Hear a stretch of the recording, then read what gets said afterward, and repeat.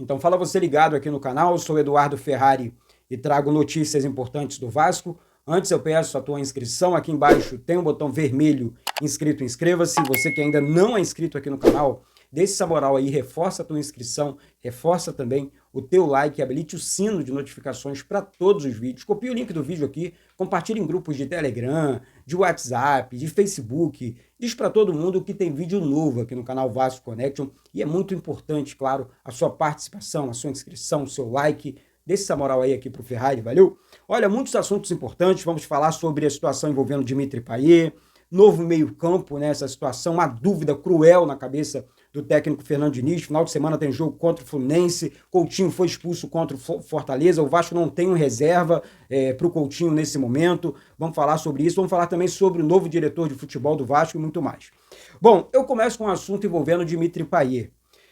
Olha, gente, muita gente perguntando, né? Pô, Eduardo, o Payet veio com uma solução, como camisa 10, o cara nunca entregou nada com a camisa do Vasco, veio o quê? Passar férias no Brasil, ganhando 1,5 milhão por mês, talvez isso na França seja dinheiro de pinga, porque é euro. Mas aqui no Brasil não, o clube brasileiro tem que fazer um esforço, principalmente o Vasco, um esforço absurdo para estar pagando um salário desse, né, alto desse jeito, né? Então, assim, na minha opinião, não vale a pena o custo-benefício Dimitri Payet no Vasco nem por 300 mil reais. Porque é um jogador que literalmente não entrega. Nos últimos dias, o jogador se envolveu com polêmicas fora de campo e tudo mais, tudo que o Vasco não precisa. Ou seja, Dimitri Payet, o outro baixo a linha lá, Jean Davi, esses jogadores que não vão entregar, que não vão ajudar, tem que ver a situação envolvendo o Alex Teixeira também. E o Vasco precisa fazer uma limpa, pelo amor de Deus. Ah, Payet, o Payet porque talvez seja jogador estrela, jogador de destaque, poderia, esse tal poderia só atrapalhou a vida do Vasco. Sabe, não, eu preciso de uma solução. Eu falei no vídeo de ontem aqui sobre esse menino, Bosquilha, do Operário, camisa 10, 29 anos, jogou no Mônaco, foi destaque, joga muita bola. Salário bem menor, iria entregar muito mais do que Dimitri Payet, jogando uma Série B. Então, não é difícil pensar futebol. É claro, esse cara tem contrato com o Vasco. Não é assim, vou demitir, ponto. Não é assim. Existe toda uma situação interna que precisa ser resolvida. Eu não estou aqui pregando facilidade, pelo amor de Deus. Mas a gestão tem que tomar uma decisão em relação a Dimitri Payet e outros jogadores que estão literalmente encostados dentro do Vasco, recebendo salários altos, né? Uma folha salarial absurda, que o Vasco precisa reduzir, abrir espaço nessa folha, para na janela do meio do ano estar contratando e corrigindo, né, reforços de verdade, respostas, né, para o torcedor vascaíno. E aí, mais uma vez me perguntaram aqui sobre a recuperação do Guilherme Estrela, um menino de ouro da base, meia, jogou ano passado, se destacou, fez um grande jogo contra o São Paulo, num 3-1 absurdo, né? O 3-0, não lembro, dentro de São Januário, marcou um golaço, né? Um baita de um meia. Infelizmente, teve que passar por uma cirurgia complicada e a recuperação não é rápida, né? Então, tá se recuperando, já está treinando, vai começar a treinar com bola, com elenco, aí sim, depois, eu acho que nessa parada aí do Mundial de Clubes aí, o Estrela vai estar recuperado, eu acho que vai ser um momento importante, um período importante para o técnico Fernando Diniz estar ajustando o time, montando, fazendo as suas repetições, né, conhecendo ainda mais os jogadores, eu acho que vai funcionar. Então, ele está num processo de recuperação ainda, o Guilherme Estrela. E aí, falando aqui para o jogo do final de semana já contra o Fluminense, o Vasco vai precisar encontrar um meia, porque não tem. Né? Então, o Garré, o Diniz deixou claro na entrevista coletiva que ainda não conhece. Está conhecendo o jogador. Né? Posso utilizar ou não no meia, no meio campo. No último jogo do Vasco, contra o Operário, ele tirou o Coutinho e colocou o Matheus Carvalho para fazer a função do Coutinho. Confesso para vocês, não sou fã do futebol do Matheus Carvalho. Eu, Eduardo. Quem sou eu? O Fernando Diniz está ali para recuperar jogadores, né, e tudo mais. Mas não sou um super fã do futebol do Matheus Carvalho. Né? Então, ele, deixando claro, ele utilizou Matheus Carvalho no lugar do Coutinho. Ah, Eduardo, o Adson poderia fazer tal função? Eu acho que não, porque o Adson ele cai mais pelo lado, né? Ele joga mais aberto. Se bem que o Payet também joga aberto, né? Então, o que ele poderia fazer, assim, na minha cabeça, é preencher, de repente, o meio campo com 3 volantes, né? Talvez ali o Tietê, vamos lá, o Jair e o Hugo, né? O Hugo Moura, e mais à frente o Adson fazendo essa função, e na frente 2 atacantes, Nuno Moreira e Garré. Ele poderia fazer isso.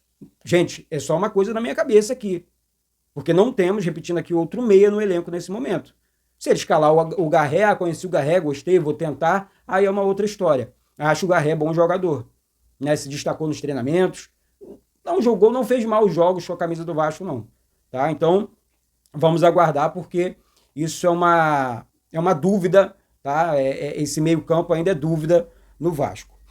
Gente, eu quero falar aqui agora sobre essa situação envolvendo novo diretor de futebol do Vasco. Você vai falar, pô, Eduardo, uma situação complicada.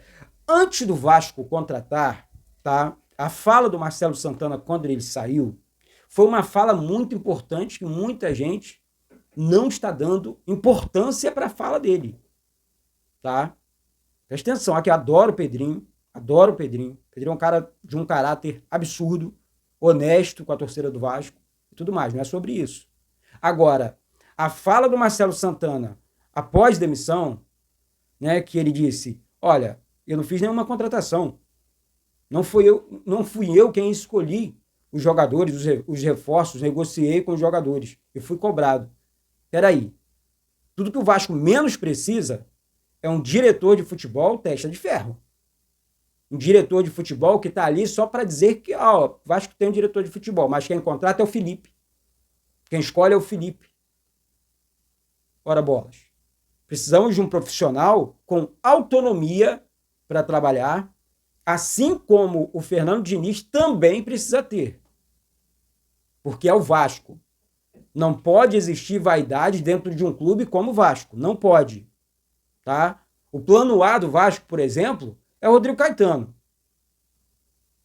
Estão achando o quê? Que vão contratar um Rodrigo Caetano, que ele vai colocar o rabinho entre as pernas e vai ficar quietinho, esperando ordens de Felipe, por exemplo? Não vai, não. É um cara com postura no mercado que não vai se diminuir por causa de uma pessoa que, não sei, acha que entende mais ou acha que pode tomar decisões importantes dentro do clube. Não é assim que funciona. E eu não estou desrespeitando o Felipe aqui no vídeo, não, tá? Antes que venham falar, não.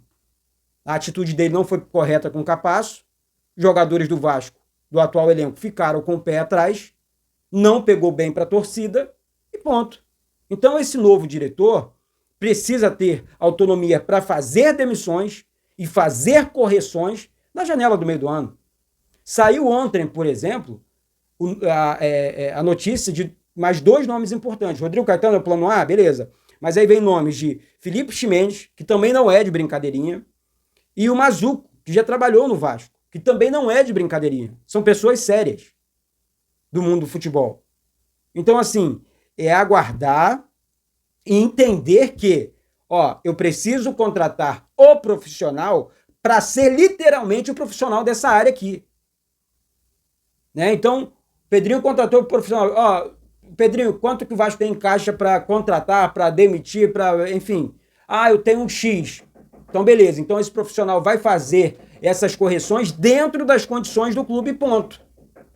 É assim que eu entendo o novo diretor de futebol do Vasco. Ele precisa ter autonomia, assim como o técnico.